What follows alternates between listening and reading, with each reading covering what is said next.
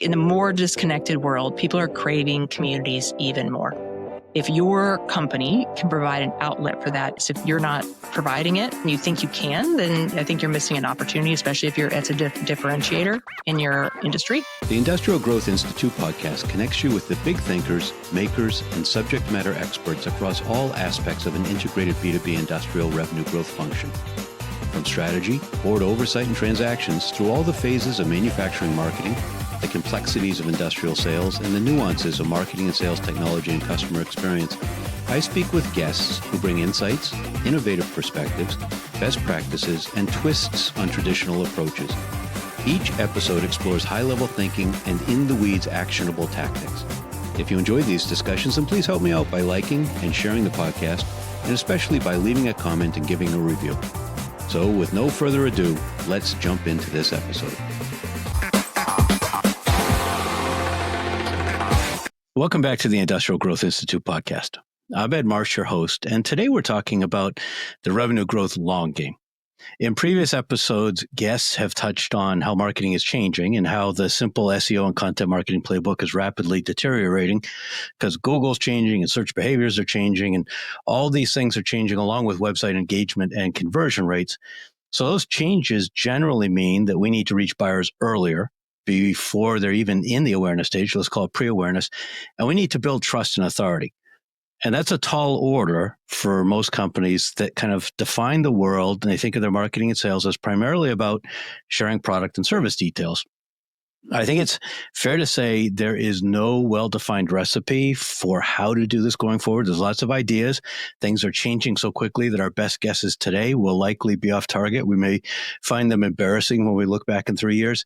However, I think there is kind of a true north that we can use, and that's trust, awareness, and buyer experience. If we use those as our compass, then we can begin to infer or deduce or assume or experiment with things around building authentic relationships and also helping others, being the vector that helps others build relationships. So in other words, I'm describing community.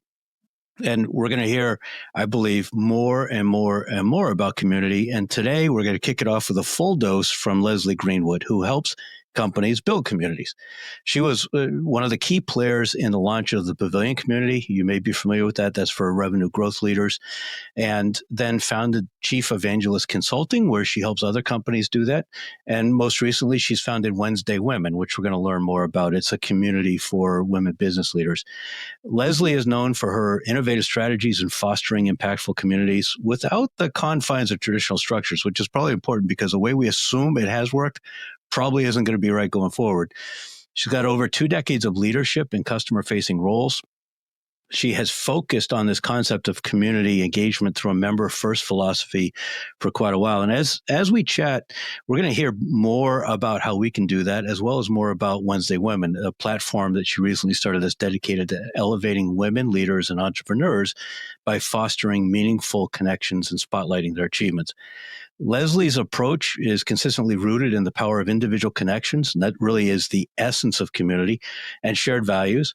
And she's proved that communities can thrive as the sticky glue of genuine value-driven engagement.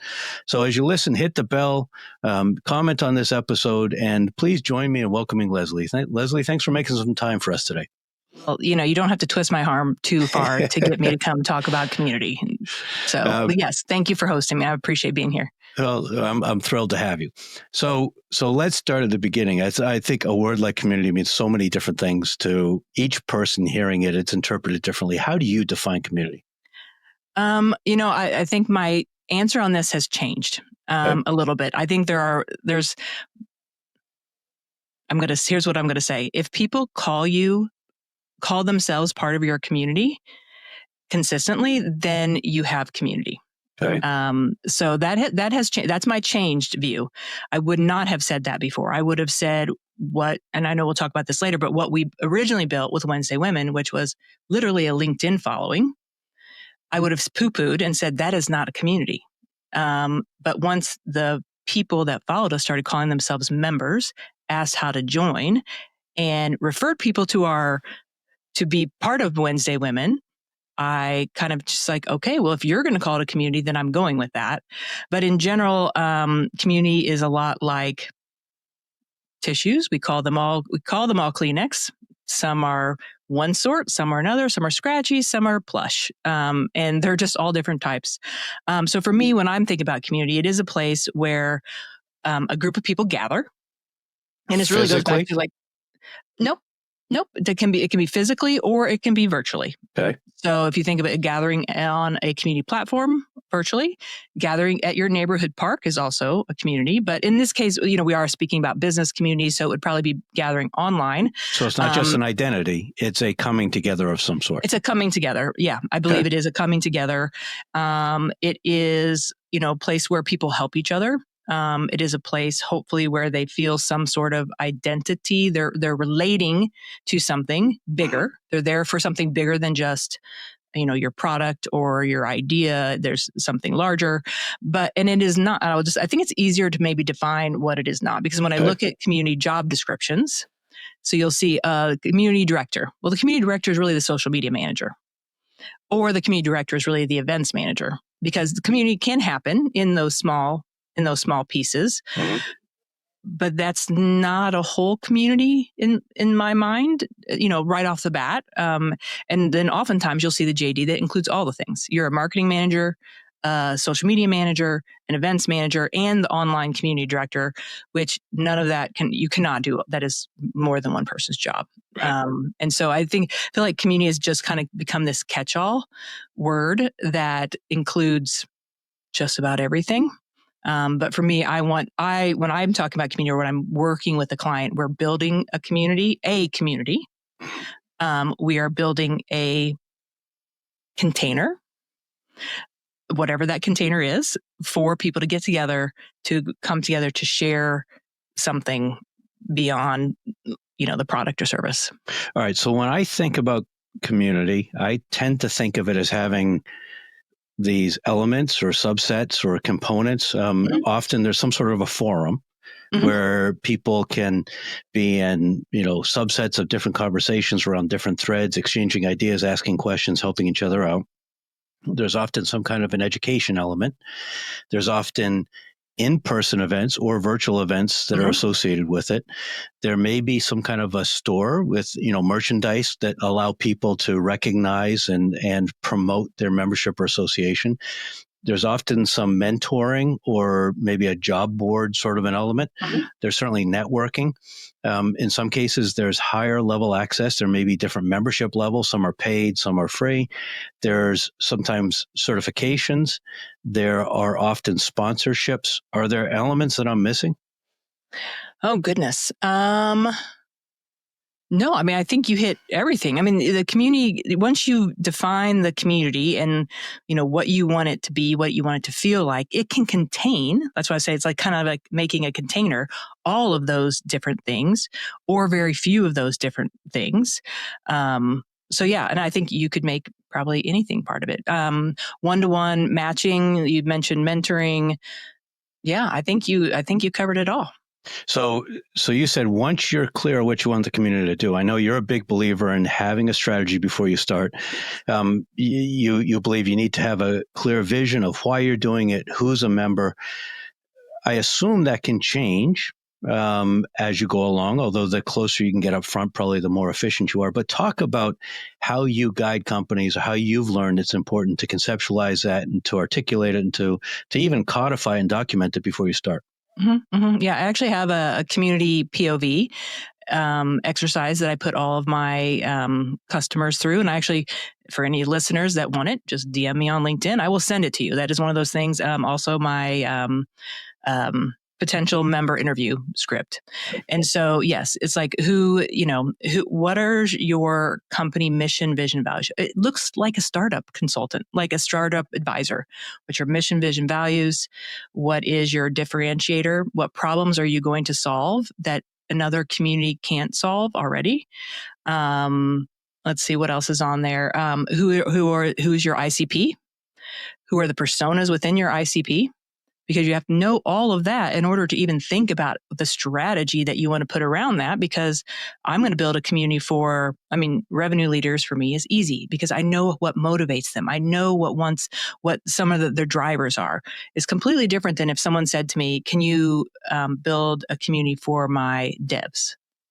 I don't speak their language. Right. I would have to do a lot of customer interviews to understand like what drives them, what needs do they have that I can solve with this community, because time is precious and they are not going to give you their time if it is not specifically built for that persona.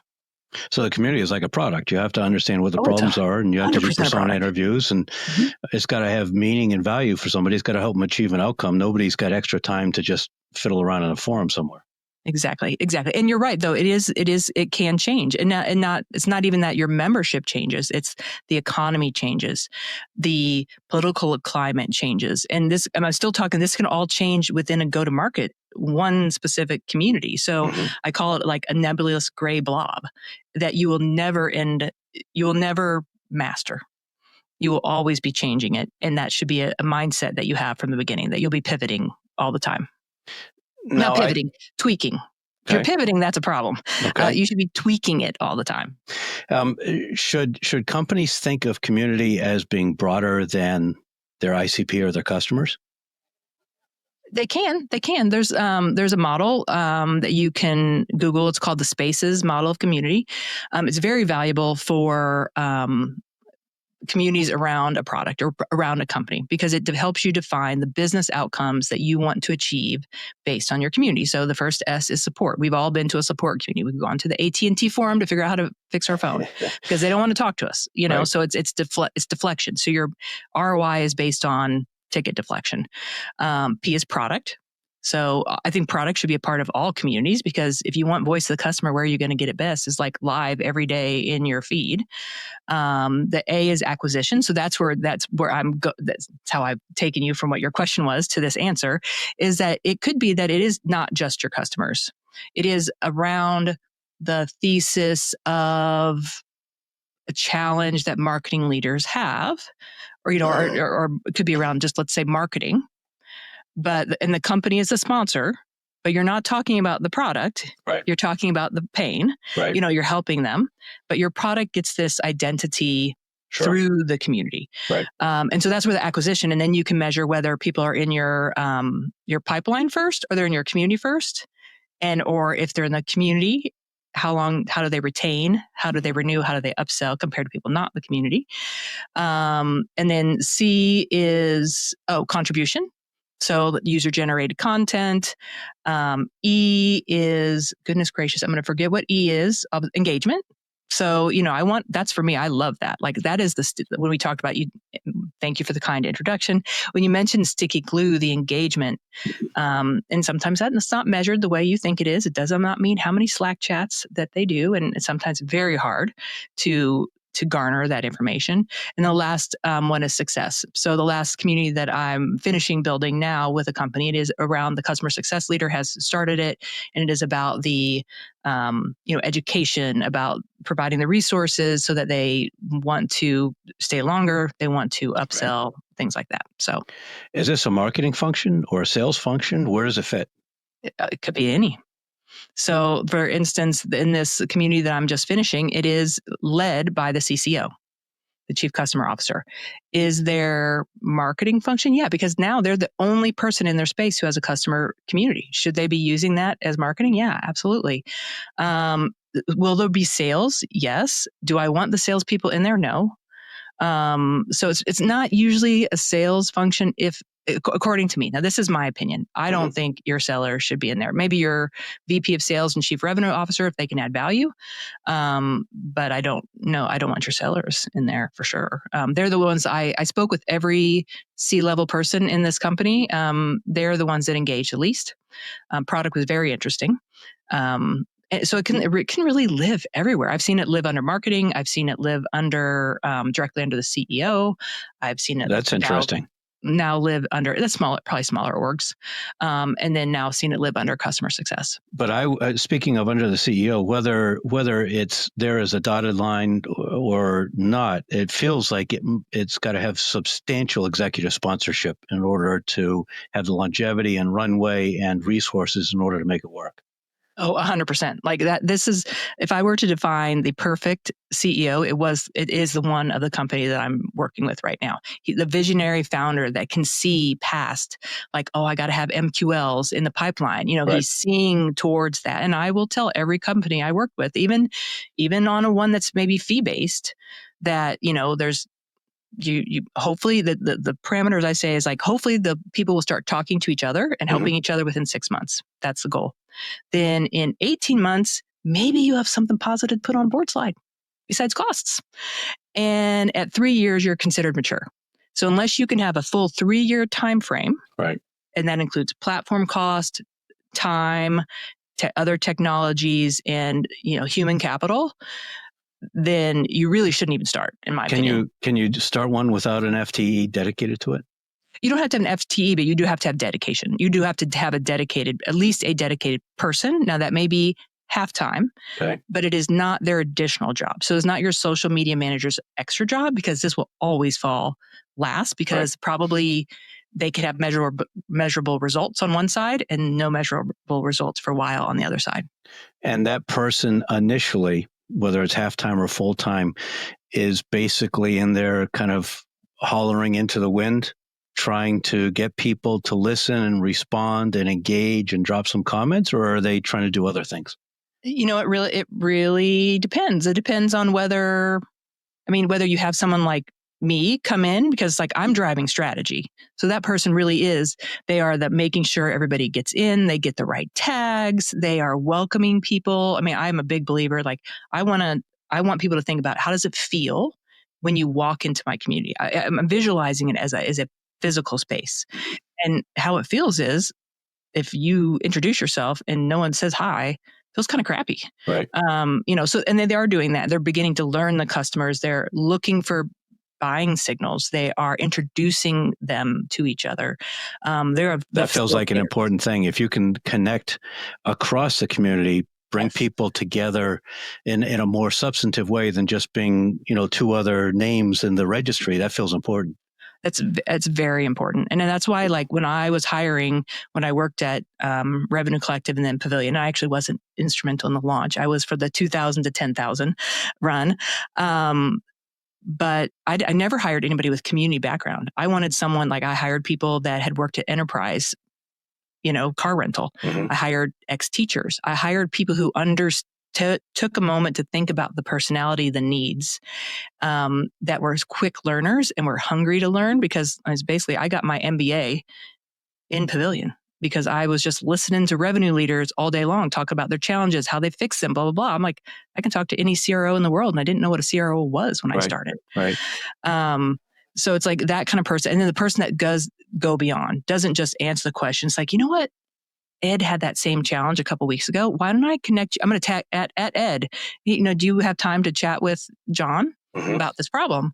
So yeah, I'm always keeping that mental Rolodex of things that I can, people I can connect. That's actually how I do life in general, but that's what I want to see in communities. So this community manager has to be more than just kind of checking the box, looking at today's comments and deleting anything that is contrary to the terms of use, but rather they really have to see themselves as a connector that's helping people optimize their experience in this community.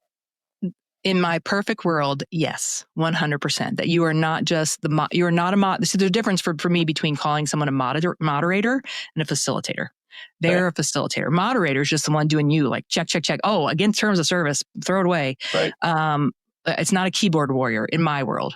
Now, are there plenty that's their job? I mean, sure, but that's not how I would do it. But I assume that means in the case where you only have a moderator, you probably don't have a vibrant community. And I assume the community is like most things where most of them fail, and only a small percentage really thrive. Is that a fair assumption? think that's a fairly fair assumption. I mean, there's some old data on that very few go, but it's very hard to say because, there are people like Gong who have very vibrant communities. I actually don't know what their facilitation is. Their goal is the long tail customer success for people that don't have a named manager, but they have they have resources, they have money, they have time, things like that. And if you don't have that, and you are just being the keyboard moderator, like, I don't know. I mean, it depends. And also it just depends on what your goal is. If you're purely a support community, you don't need people making connections. If all you're doing is, if your business outcome is ticket deflection, do I need to be making connections? Probably not. But if the goal is to build trust, create awareness, establish authority with an authentic participation across stakeholders in your industry, then it sounds like you do have to have. You better be doing that. So go ahead. And you better have someone I'm not saying nobody has to be an executive to do this job. You can be fairly junior. I hired very junior people, but they have to care, and it's just very difficult to like have someone super junior that's not at least very customer service driven to support a community if they are of, a higher executive status. Right. I mean, so you're thinking about that as well. Or some other kind of an impatient role. I think in the most of the listeners of this podcast are in the middle market industrial manufacturing space where, we'll talk in a little while about different platforms and different generations and how different generations like to interact. But in some cases, for some of these people, participating in a community is going to be a big stretch. And if they don't find it satisfactory out of the gate, they're going to say, I knew it. I shouldn't have pissed away my time. And so you need to make sure that you make it worthwhile right from the beginning. Mm-hmm. And that actually is what I found when I was doing the customer research. And that's why customer research is then important, because I did 5 customer interviews besides, interviewing the entire C-suite. Then I did 5 customer interviews from different segments. I mean, I had Nordstrom, Werner Trucking, for this particular customer. They use the tool in very different ways. No one was in an online community. Not a single one. Facebook was the most, but it wasn't the community. They were just on Facebook. Right. So this whole community thing for this set of people, which were IT and comms in various industries, wholly new for them. So like we have to train them from the beginning on like the rituals and how do you use community and what should you do in community. And that's why, if we want to go into like a little bit of strategy, you always have an alpha test. That's your internal team. Then you have a beta test, and those are your super users. Those are the ones jumping up and down, welcoming everyone, and they're actually usually the people that I'm interviewing as well, and because they know the game. Right. And then you do a full launch because there needs to be something in there, and you need to have a couple cheerleaders to show people the way. Because if they what you're saying is community may be new, someone has to show you the way. Right. And that it's okay to share. I'm struggling, or I need help. Right. Or whatever. I've also had experiences as a potential community member where a new community was launching and I had particular interest in a subset, kind of an affinity group within that. And I just got so pushed off and strung along saying, oh, well, we've got to make sure everything's right before we do that. Finally, I said, to heck with it. I've got other places I need to spend my time. So there's got to be a balance between planning it and executing it, I would think. Yes. I mean, you have to have, it's like it's any product, you have a roadmap. Right. It says this is version 1. And so for this one, we had the launch. The launch was timed with their customer conference. There were things that were going to be in version 1 that didn't make the cut. Right. Because we had timeline challenges.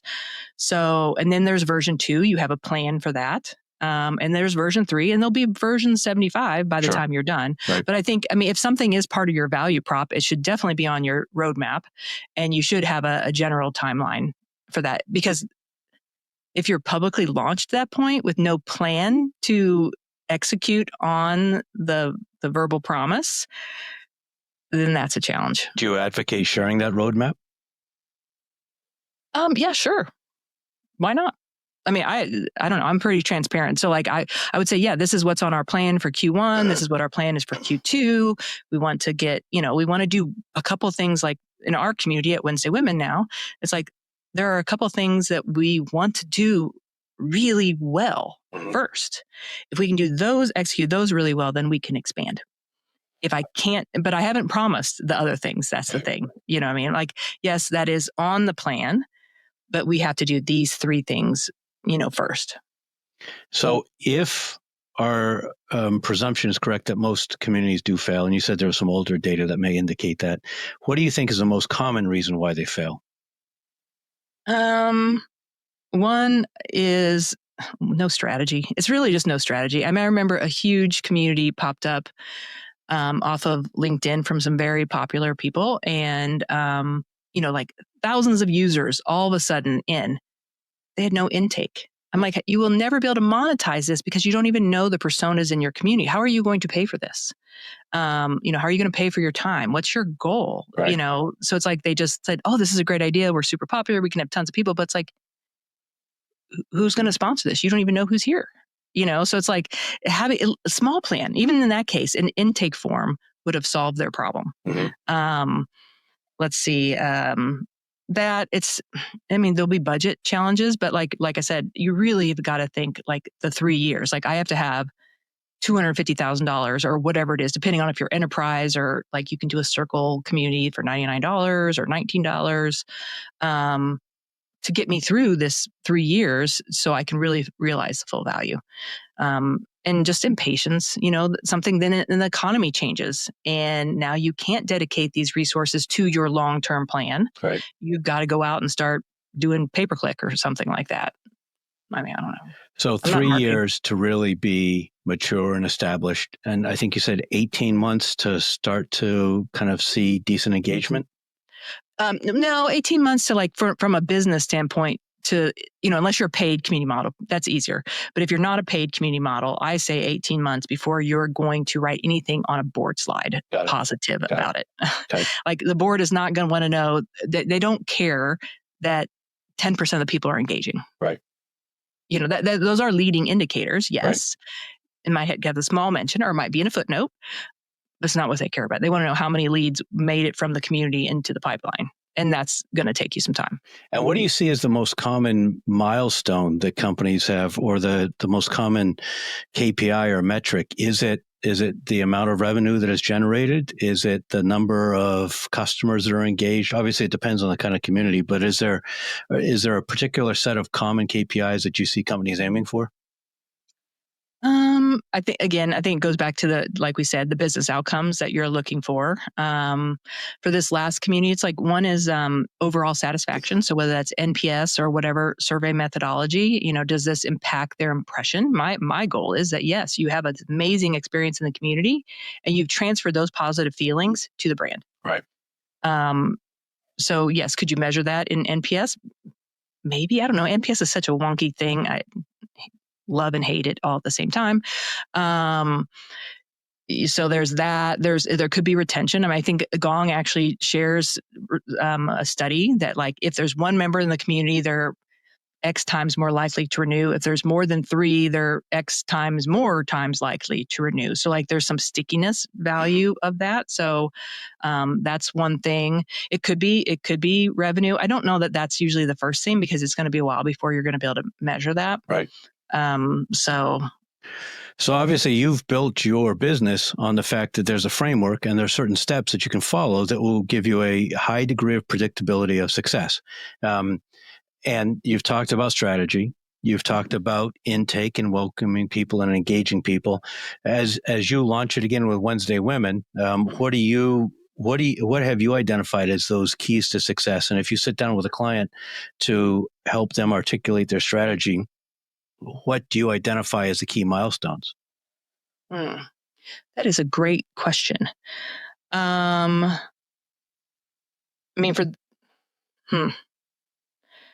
guess the first one, as I think about this community that I'm working on right now, when I'm thinking about a product community, which I think sounds to be like what your audience might be looking at. In most cases, yep. Then I'm looking at adoption. How many people can I get in? How many people will get into the community? Like, it's like we start with this alpha beta launch. So this customer, it was the beta launch, not the full launch. The beta launch was at the customer conference. There were 100 people there. Their goal was to get 50 people in the community, from the conference. they accomplish that. So that could be one thing, because like customers, honestly, sometimes they just don't care. I mean, if you're seeing that as a widget, they're not going to come to your community. Right. And some of that work really needed to happen before you started the community, unless it is a support community. So yeah, I think first one is just getting people in the door. And that's actually the same with a paid community too. Is like, does your message resonate in a way? The same thing with the product communities. Like, does your message resonate so that people want to say, I will sign up, I may join and come once a week for 15 minutes. I mean, that for me is success. I would love them to all do that. Right. So that's really my first thing I'm looking at. And for a company that says, geez, we don't want to overthink this, we want to test it, let's just get Circle and set up a forum, or let's set up a Discord. Obviously, they're lacking the strategy. Is there any merit to that kind of a simple test, or are you just setting yourself up to fail? I don't know. You have to have a point of view. Now, I mean, you could not have a strategy. You could not have a full written out strategy. You may not have a Monday board that has 72 items and sub items on it to do it. I mean, that's what my Monday board looks like, because I'm thinking about every little detail. Right. But that's not their job to necessarily think of every little. But you have to have a point of view. Like, what are you going to talk about? What's this? What are you hoping to solve? What do you think your customers want? So yeah, but the thing is, you have a very small window, just like you even said yourself. You have a very small window to deliver value. And if you don't deliver value in that small window, they are likely not to come back, especially if they're not paying.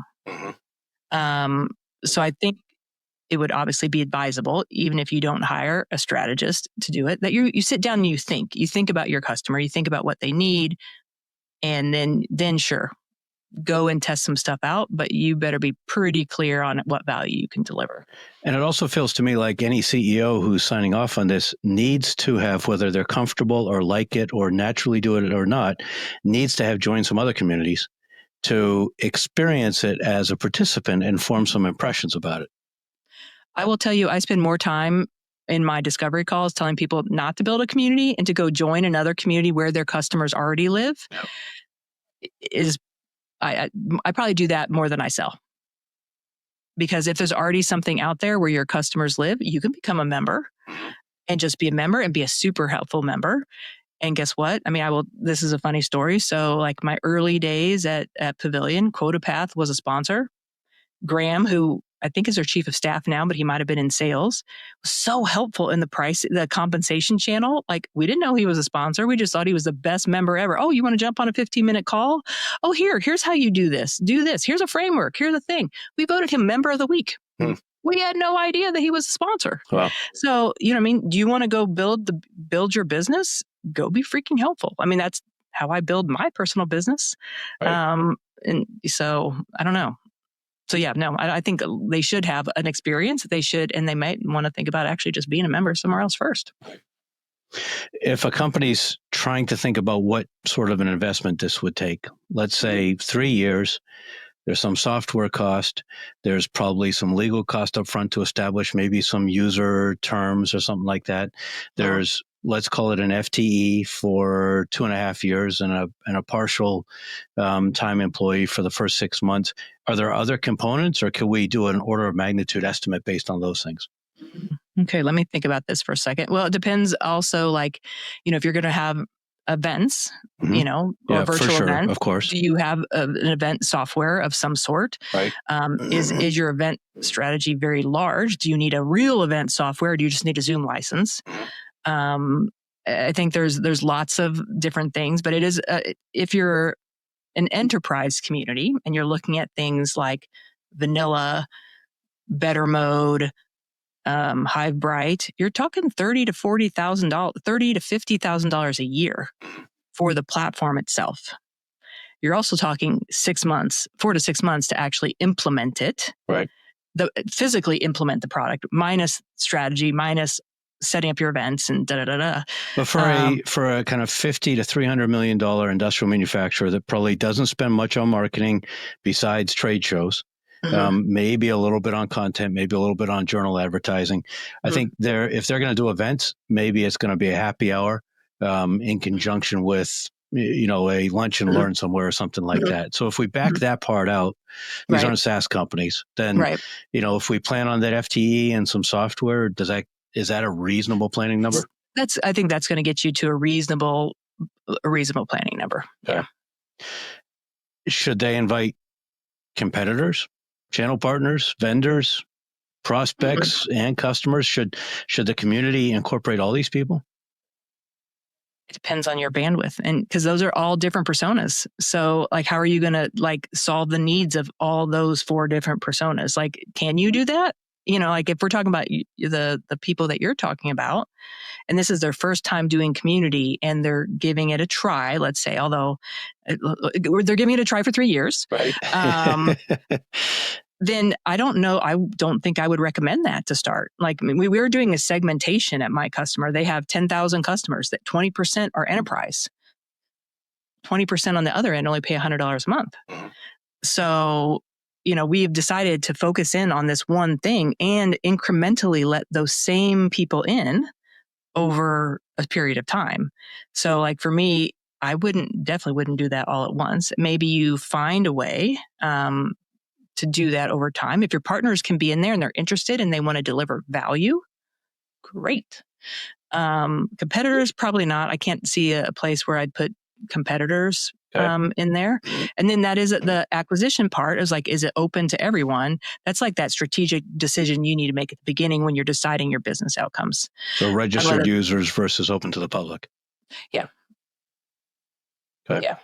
And you mentioned earlier that there could already be forums in your space and the CEO should join that and other members should join it and get accustomed to it. Once you have your sea legs, you understand what's going on, you can form some judgments about how you might do it differently. Is there room in industries to have multiple communities in an industry? Sure. If I look at our space that we're in at Wednesday Women, there are so many, and they're all amazing. Most of them, the ones that I know, are amazing. There's so many communities out there for women. We may all serve a different purpose, though. Within those places, we may have different vibes. We may have different cultures. We may have, we may look the same, but we actually have different goals underneath.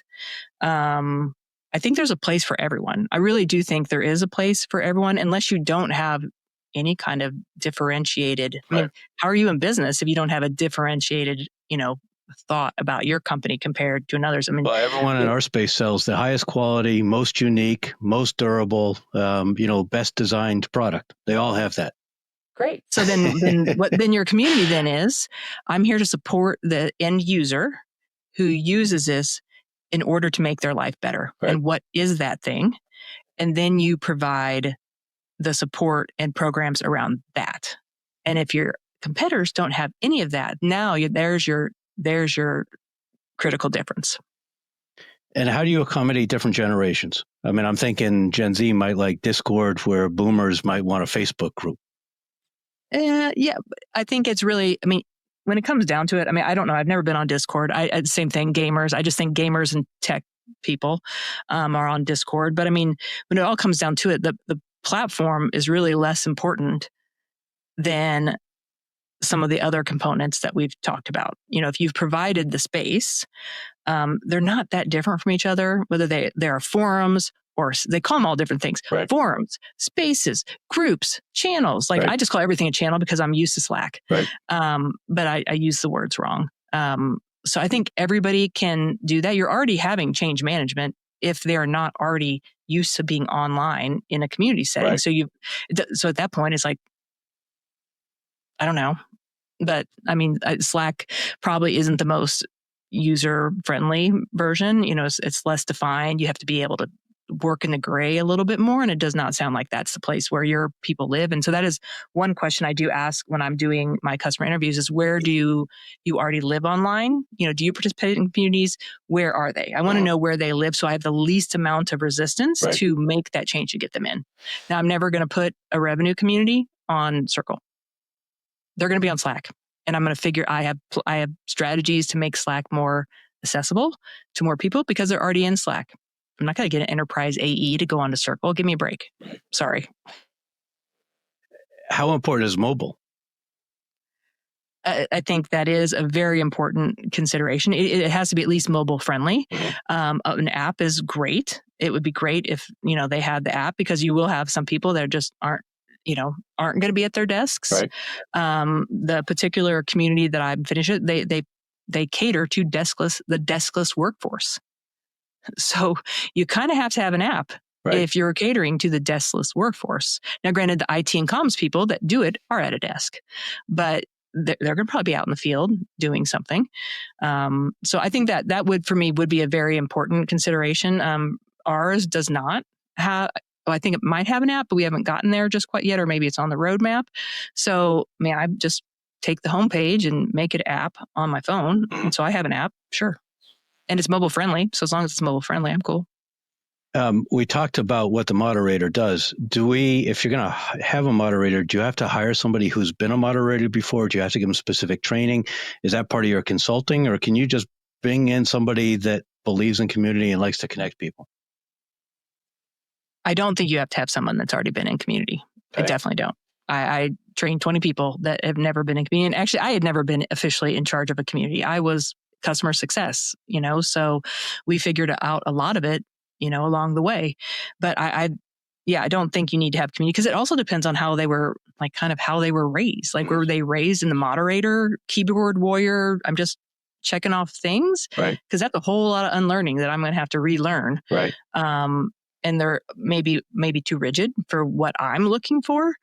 I really think you just need someone with really good customer service who cares about people, and understands what going above and beyond looks like. Do you have, as part of your consulting, or is there a framework for a standard set of terms of use that you recommend for people?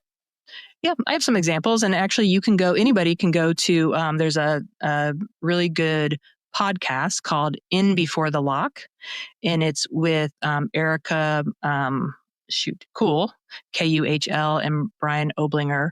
Erica actually began the Salesforce, she built the original Salesforce Trailblazer community.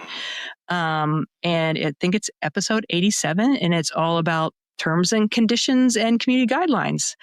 If I want an example, terms and condition and community guidelines, she's provided people's there. I look at gongs almost all the time, and I will give them, my customers, an example. Here's an example. You'll see how they use their own voice and tone. It's very customized to their brand. You will not want to use these same words, but these are the kind of things, that to use as far as community guidelines. Now, terms of service, you probably should have your real lawyer look at that, or you could go and find one online and just change the company. You could ask ChatGPT to write them for you, I guess. You actually could, and I might have done that. Chat Esquire is my friend. Got it. I'm always fascinated when I come across a community, and there's some really niche ones. There's one in the space of the metal fabricating world called Press Break Anonymous. A guy set it up. He's got 27,000 people in a Facebook group. There's this amazing truck mount forums in the industrial cleaning world, where the guy that's got the van, that's got the carpet cleaning machine in the van, started this forum. And he's got tens of thousands of people now, and he's got merch, and he sells training, he sells memberships, he sells certifications. He's turned it into, I think, his primary business at this point. Mm-hmm. Is there some place that people can go to search for communities, or is it really just word of mouth? I wish there was. I really wish there was. I think there has been a couple of places you could look for them before, but I don't when you go into those lists, half of them are no longer in existence. Mm-hmm. So I don't believe that there's an updated place to look at that. I think it is a lot of word of mouth or marketing or something like that. Yeah, it's unfortunate because there are like you said, there's so many really amazing niche communities out there for almost every interest. Right. So it's just finding that one. At what point did you realize that you were now wearing this label as community expert? I don't think I'm an expert. I'm a community. I'm just really passionate about it. And I think the one thing I will say is these are my opinions. There is no, you can definitely get community training. There are many places you can go and purchase a course and get community training. I've taken one of those courses because there are certain things that, you should know or whatever. But a lot of this is it's my personal experience, my personal opinion, the way that, but I'm very much a student of psychology. So like I'm thinking about how do I connect you? Mm-hmm. What would motivate you to do the things I want you to do? And see, this is all persona based that and it's back going to the make strategy.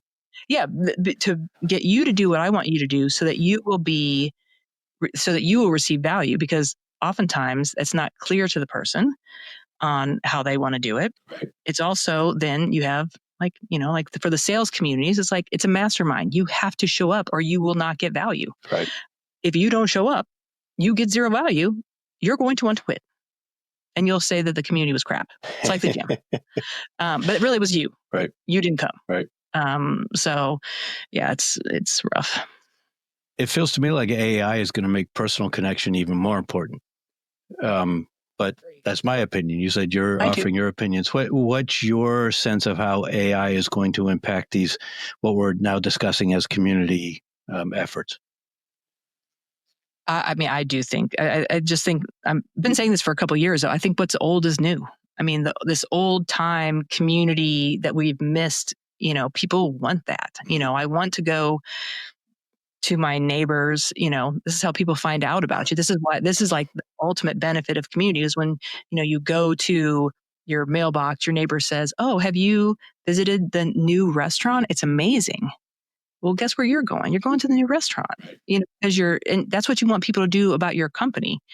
And it's in that kind of informal, "Oh, have you thought about this?" kind of way, which then you have to have connection to do all that. So I think it's going to be more important. I see a drive for community with people, finding safe spaces where they can, have conversations and share challenges and things like that. So yeah, although I will tell you, the platform we bought has AI agents we could employ. I'm like, oh no, that isn't happening. If what's old is becoming new, I wonder if that means people are going to start using the phone again. I've been on a rant lately about salespeople who set their phone so if you call and you're not in their address book, the call never rings through to them. I mean, I believe salespeople, okay, you get some spam calls sometimes, but you want people to be able to reach you. I don't understand the paranoia that people have about the phone now. Well, I will tell you, from having two of my children are like that. Actually, my middle one, who's 21, is like that. Like, I couldn't get him to call anybody. Like, he's not going to answer the phone. He's certainly not going to call anybody. So that may be generational, but yeah, no, you got to talk to people, and you got to be. I mean, I don't know that, but this is also the way that I do business, and Right. and your industry may be different. Like, I do business by making connections. I want you to know who I am. Right. Quirks and all. I may show up and I'm sitting outside with a dog and a t-shirt, but that's how I come. Right. I did dress up for you today, by the way, Ed. Thank you. But I want you to trust me. I want you to say, okay, I'll have her on my podcast because she seems like a good person, right. kind of thing. And part of that is us even being face to face. Like, video off is not also like my favorite thing. Like, I want to be video on as much as I can. Right. So yeah, I don't know. We're kind of at this intersection. We're talking about these online communities now becoming a fulcrum to get people back together in person. Mm-hmm. Are there any sort of best practices for how you integrate those small group or kind of the intimate executive dinners or happy hours with users or things like that? Are there best practices? To integrate them with the community? Right, to incorporate these small in-person events as part of that larger online community. Yeah, I mean, I think that's just, again, everything you offer inside community is a product. So like your events, virtual events are a product, so every time, so this is my lesson that I learned is like every time you launch something in a community, a new program, you got to think of it as a product launch. So, if you've launched this product and there's small intimate gatherings or whatever, that's great.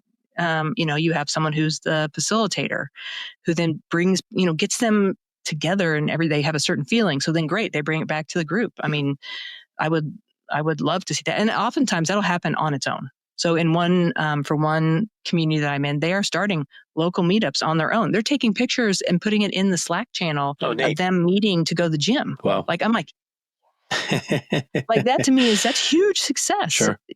So yeah, no, it'll happen. If you've done it right, it's going to happen on its own. I mean, our first dinner we had at Wednesday Women, someone wanted to be the chapter head of Wednesday Women, and a community wasn't even on our radar. We hadn't even written a newsletter yet of San Francisco. I said, well, feel free. You do that. And our last dinner we had in Atlanta, they came up with the Wednesday Women Atlanta Champagne Club. 6 days later, they're all dressed in purple. They have on their Wednesday Women scarves, and they're at the champagne bar and taking pictures. I'm like, great, awesome. Well, that's neat. So as long as you've gone there now, let's jump into Wednesday Women. Tell me more about that and what inspired it, and how you're rolling out your community playbook there. Mm-hmm.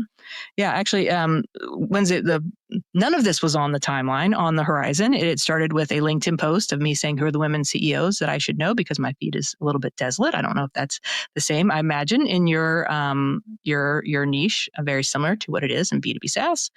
Somehow that post got piled on. It turned into a spreadsheet. The spreadsheet got added to every time I saw a new post. And then the spreadsheet got passed around. And then someone would do the post. I'm like, oh, here you go. Here's 50. Here's 100, wherever. And then finally put it in my co-founder's feed, who asked me, like, what are you going to do with the spreadsheet? I'm like, I don't know. I'll just make it a spreadsheet. And then, she's a CMO. So she's like, well, what if we did one thing? What if we, featured one woman every week? I'm like, oh, I can make a post once a week. I can do that. And so you'll see the ripple message go through our things. And so that's us making a ripple, which has now then turned into our BHAG, big, hairy, audacious goal is to one day have 10,000 followers on LinkedIn. We did that in 1 year and 4 months from launch. Congratulations. On a business page, all organic. Wow. And so then we're like, oh, we might be onto something here. And people wanted to start sponsoring us and things like that. And then it was really the end of last year when we said, enough people had asked us, people would write in their posts, you should become a member of Wednesday Women. You should join Wednesday Women. I'm a member of Wednesday Women. We had no membership. So people would message us all the time and say, how do I become a member of Wednesday Women? I'm like, well, you DM'd us. So you are now a member. And we decided after about 100 of those, we should probably listen to what our customers were telling us.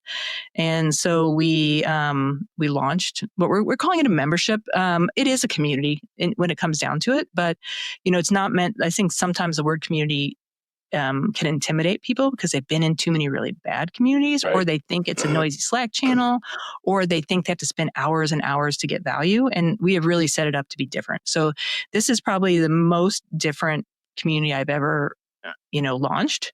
It is very much based on one-to-one connections. We are growing and being intentionally small. So every member gets a one-on-one call with myself or Melissa. We're talking about, it's like we call it their member strategy call. Like, what are your goals for this year that we could help you achieve?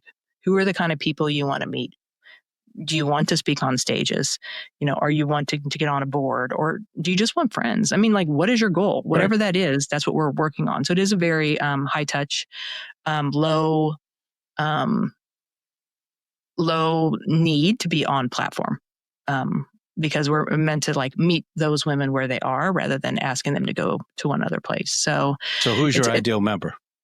Ideal member. You know what? It's very interesting. Our ideal member, it's actually very easy. It's a woman who is an executive woman. So VP, C-suite, or equivalent. So, in different industries, they don't use certain titles, or you may be in a very large company and you're the senior director of something. So like one of the women that came to our dinner in Dublin, she's senior director at SurveyMonkey. She has 150 sellers underneath her arm. I'm like, yeah, you are a VP in every other company I know. So it's or equivalent. But the kicker is, so it's everybody. There's no industry. But it is, if you have an abundance mindset, you are willing to give and take intros. So I don't want to hear anybody say, well, are you sure? Like, I'm a C-suite at something. I'm like, no. Doesn't work here. Give and take intros. You want to bring other women up along the way with you and celebrate them loudly. You agree. We actually make them agree to all those terms. And that is what we're looking for. And I think it's interesting because our vibe that we've put out in the world has brought those people to us. And surprisingly, like we have some head of people from Novartis as one of our members, not anywhere in my circle. Never going to overlap with this person in any of my circles, but either they heard about it from someone or they'd seen us and followed us. And when I had talked with her, I'm like, oh my, like, I love you.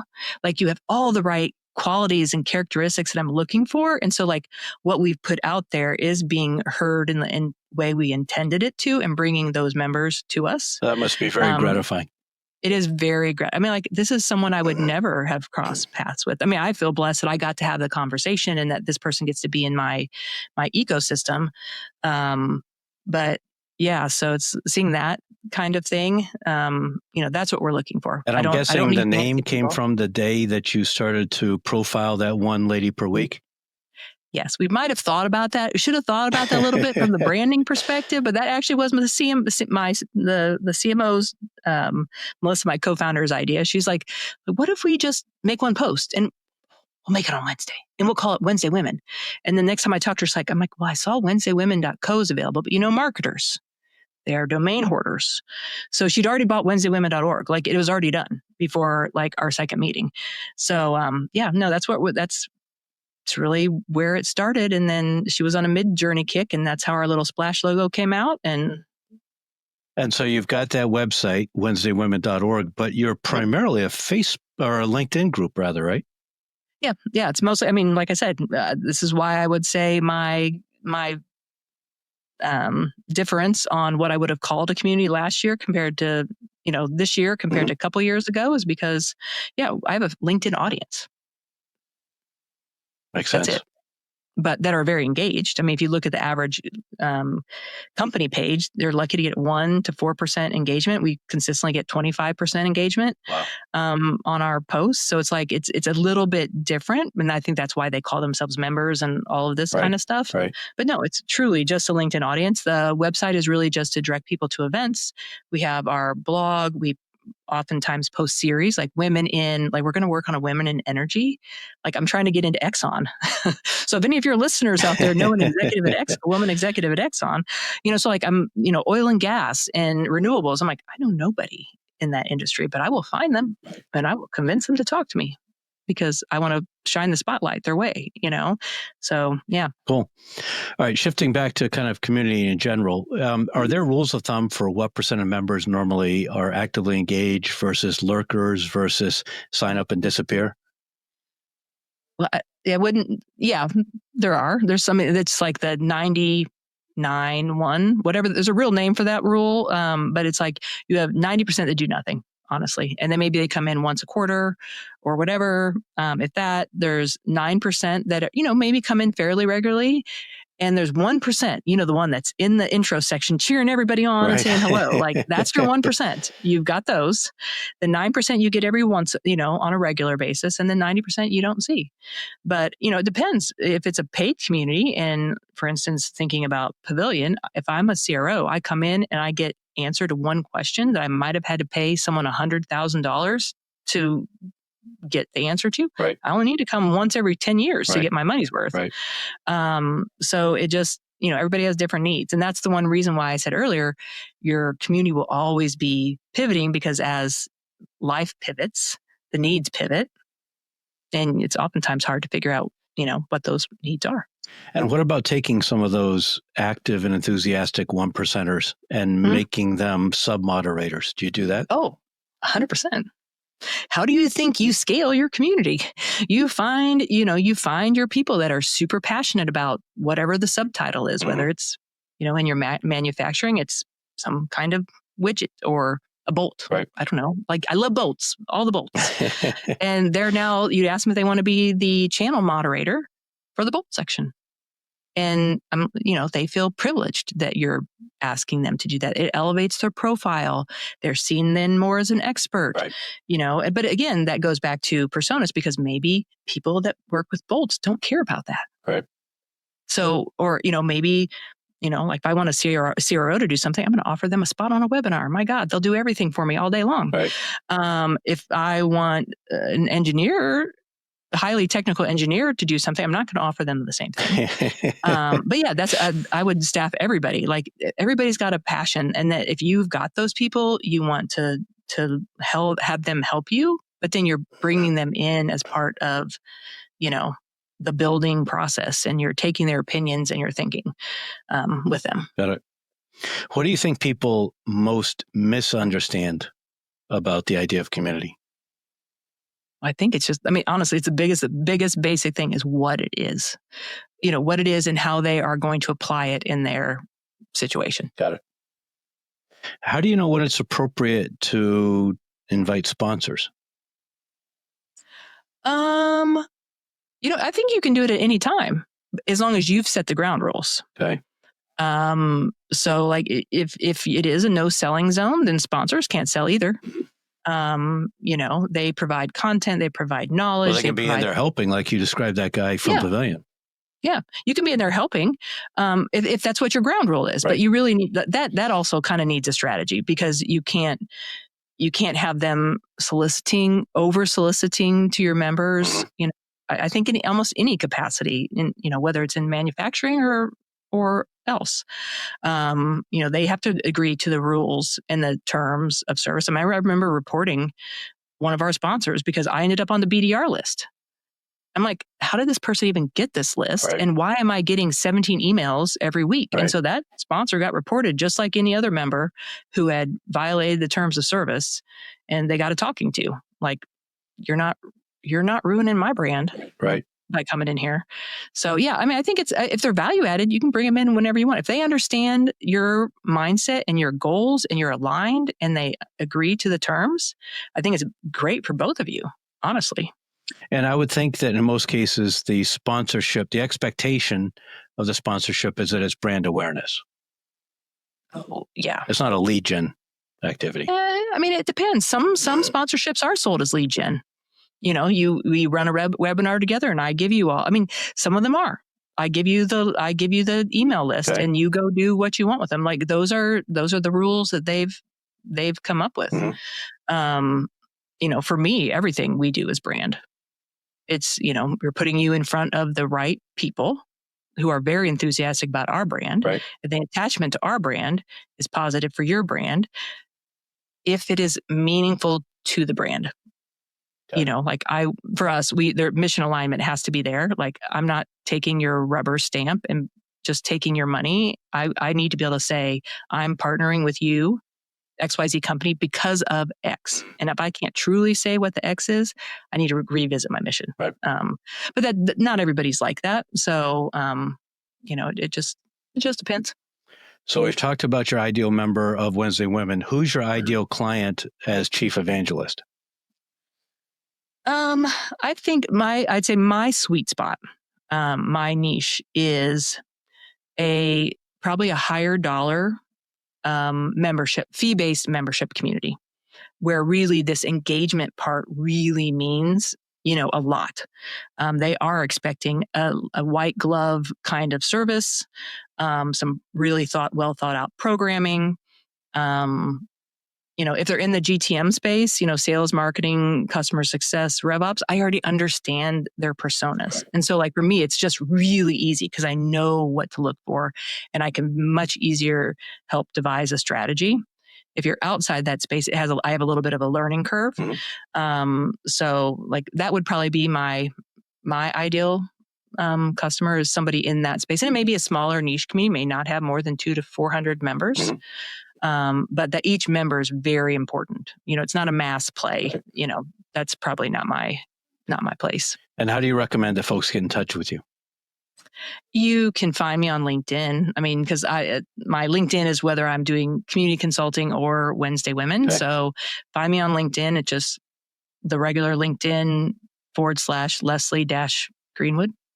Pretty simple. Yeah, I'll drop that link in the show notes. Yes. So that's probably the best way. And connect and then send me a DM and, chat. Happy to, like I said, share those resources that we talked about earlier and at least get somebody to start and something to think about, like to chew on before they start even down the decision-making path. And if somebody's intrigued by Wednesday Women, do they go to the website? Do they go to the LinkedIn page? If you want to see what we do, every day on LinkedIn, definitely go to LinkedIn. So just Wednesday Women on LinkedIn. Okay. You'll see our big purple splash. If you want to learn about our events or learn about our membership, go to our website, WednesdayWomen.org, and you can learn more about what we offer as part of our membership and really who we're looking to serve and who we know we can best serve. And I'll put both the Chief Evangelist and Wednesday Women links in the show notes as well for people that are interested. Okay, this has been really good. Wrap us up now, 2 to 3 minutes on why community is increasingly important and what companies need to understand about building it. Okay. Communities. I just think in the more disconnected world, people are craving communities even more. If your company can provide an outlet for that and solve a problem for its users to make their lives better, easier, faster, maybe that is answering a support ticket faster.